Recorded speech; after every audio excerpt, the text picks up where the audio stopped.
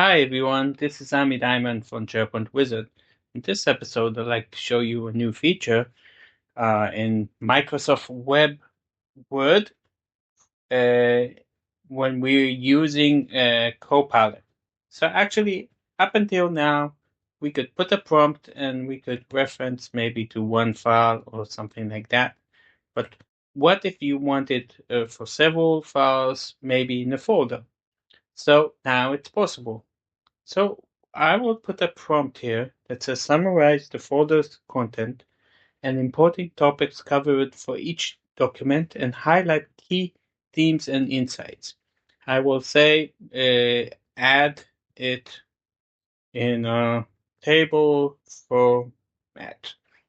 Now I will click on the reference and I will click also on this arrow and I will choose browse files from the cloud. Now I will be able to choose either from my OneDrive or from the SharePoint. Let's go to my OneDrive. I have a folder called HR.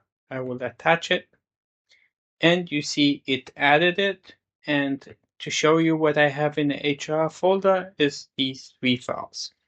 So actually what I need to do is just to run the script. And just imagine you have lots of files and instead of going to each file and to understand exactly what's the content, now you can actually just reference to a single folder instead of a file. And here you see actually the document name, the key theme, and its insights and topics that it covers.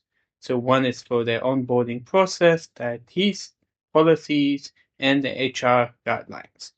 Just imagine if you want to put this maybe as an introduction, then people can understand what it is. So hopefully you like it and see you in the next episode. Goodbye.